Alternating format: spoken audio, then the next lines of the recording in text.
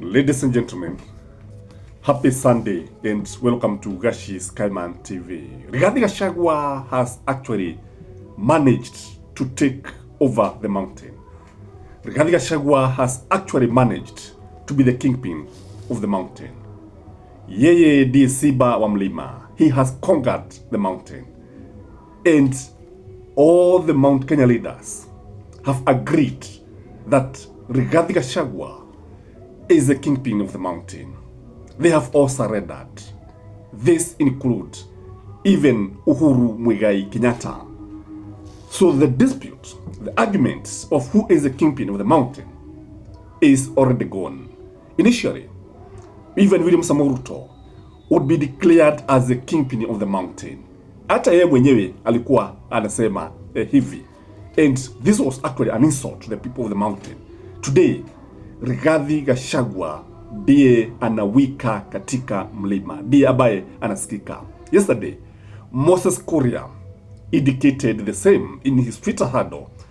He said that he is going to work with Rigathi Gachagua, and he agreed that Rigathi Gachagua is the kingpin of the mountain. And he said he will consider working with Rigathi Gachagua as long as Rigathi Gachagua stop insulting women. Of all people, imagine Moses Kuria saying that Rigathi Gachagua should stop insulting people. Who can insult people like Mutha? Remember the way he would say that he would go and urinate outside Ishaweri's home. Remember the way he would say ati angeshika hiyo mambo ya Raila and during the demonstrations he would say bad and nasty things about other leaders, and his language was not something that was encouraged, especially by the elders. Then the same person is saying that he's ready to work with Rigathi Gachagua. I would ask Rigathi Gachagua to keep away from Moses Kuria, because this is William Samoei Ruto's mole who has been sent in the mountain. So, ladies and gentlemen, how has Rigathi Gachagua managed to conquer the mountain? How has he managed to make other eat a humble pie? If you're here for the first time, please subscribe to this channel if you've never.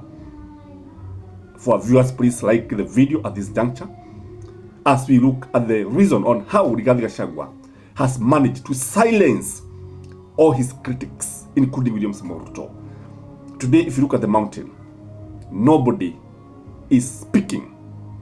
Nobody is opposing Rigathi Gachagua. Even Kimani Ichung'wah, who they say, hey guys, with a lot of disdain. Remember that we used to mock Rigathi Gachagua. So the reason why this has happened is because the people of the mountain considers Rigathi Gachagua as their mouthpiece. Whatever he's saying, they consider it is them who are speaking. He is a spokesperson of the mountain. And if he is the mouthpiece of the mountain, then how can you actually oppose the people? So the crowd has accepted Rigathi Gachagua. The crowd has sent Rigathi Gachagua to speak on its behalf. Number two, the people strongly believe that William Samoei Ruto is using these Mount Kenya leaders. They strongly believe that William Samoei Ruto does not mean well to the people of the mountain. They strongly believe that these people, because they are actually being used to campaign for William Samoei Ruto, because they are just being used for selfish interests, then Gachagua is the only person who appears to be honest according to the crowd now. So whoever comes, even Moses Kuria, even hata nani ajaribu kuja, utaona kwamba hakuna mtu ambaye atasikilizwa na mlima. Mlima umekataa katakata, because anytime they appear, like now, tuseme wa Mobi from Mathera amejitokeza. Do you think whatever he's saying is for the benefit of the people of Mathera? He's speaking on behalf of William Samoei Ruto. So it is the mouthpiece of William Samoei Ruto. The same case applies to Kimani Ichung'wah. The same case applies to many other leaders who are actually the mouthpiece of William Samoei Ruto. Again, there's a feeling of betrayal. That feeling of betrayal is real in the mountain. And Gachagua appears to be the only person who has not betrayed the people. The betrayal comes because when you look at it, these are the people who campaigned for William Samoei Ruto. Remember the song,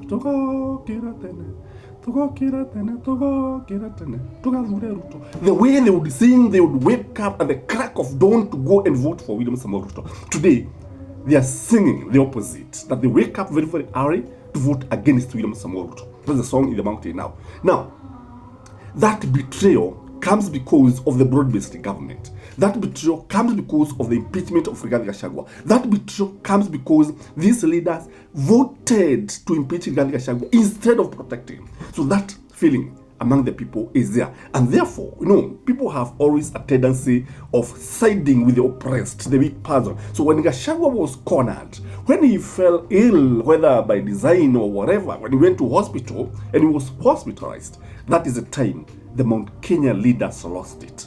The way they voted for this person to be impeached, that is how people believe that they were voting against them. So now it is the people versus these leaders. And now because Gachagua here is a man who was cornered, is a victim, that's why he has now been crowned. It was said that Gachagua would be forgotten within 2 weeks. Now, almost 2.5 years down the line, Rigathi Gachagua has become the most popular person. Rigathi Gachagua has snatched the mountain from Uhuru Muigai Kenyatta, from William Samoei Ruto, and he's now the person who is controlling the mountain. There's also this idea of William Samoei Ruto abandoning the mountain. William Samoei Ruto rarely comes to the mountain. Previously, he would come on fortnight basis. He would come visit Murang'a, visit Nyandarua, visit Kiambu, every corner of the mountain. He would go there and he would actually, I remember there was a time they invited people in Sagana State Road, and the people of Nyeri trooped there, wakakula nyama na mchele kama vilivyokuwa wameahidiwa na Rigathi Gachagua. William Samoei Ruto no longer comes to the mountain, and if he does, it is on official mission, sio kukuja. Unajua hapo beleni alikuwa akiambia watu yeye ni jirani wao, alikuwa akiwaambia watu yeye ni mwanamlima. In fact, he identify himself with the people of the mountain, and you feel that he's one of them. The fact that he doesn't come these days is also significant, and you see nature hates vacuum, and because he doesn't come, just like Uhuru. One of the problems with Uhuru is that Uhuru alikataa kujitokeza, and by the time he was trying to come out, akapata Gachagua ameshachukua mlima ushamfuata Rigathi Gachagua, and that is how Rigathi Gachagua has managed to control the mountain, and that is how he has managed to silence everyone in the mountain. Again, there's a feeling that most developments have been abandoned by William Samoei Ruto. A number of projects that would have been completed by Uhuru Muigai Kenyatta, they were abandoned by William Samoei Ruto when he came into power. And when you look at it, this one, when you look at it, you realize that even when this has happened, the leaders, Mount Kenya leaders, have continued to keep quiet. They don't tell the president. They don't talk about it, meaning they are happy with the status quo. They are happy. Again, there are also job opportunities that goes to many other leaders. I understand in some places, watu wanapewa kazi, wacha niwaambie jameni, wanaajiriwa kisirisiri. Wanaajiriwa. Lakini hawa watu wengine ambao who are actually not very close to the powers that be, wao wanakula makobo, yani mabaki ndicho ambacho wanakula, and that's only if you are lucky.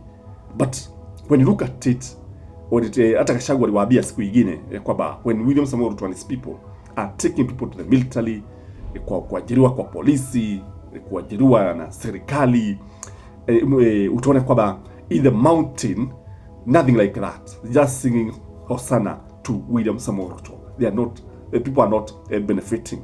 And when they are called out by Rigathi Gachagua, and they become very, very, very angry. There is also the 2027 general elections. New crop of leaders are emerging. Truth be told, they are emerging, and these are the people who are likely to replace these leaders.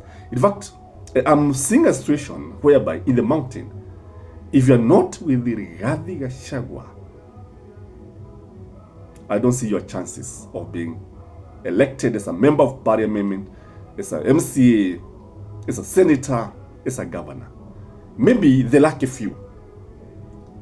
Some, especially in Jubilee, they lack a few who are believed to be working with Uhuru Muigai Kenyatta and Rigathi Gachagua. But if you don't have any association with Rigathi Gachagua, and this is something that is angering the people, the leaders of the mountain, wanakasirika, wanahasira, huo ni ukweli wa mambo. But you know, we cannot run away from the reality that the kingpin is Rigathi Gachagua. Maybe you can put in the comment section, who is the kingpin of the mountain? What do you think? Uhuru Muigai Kenyatta, Rigathi Gachagua, Moses Kuria, William Samoei Ruto? Who is the kingpin? Have a blessed Sunday. Till next time, this is Gashi Skyman. Bye-bye.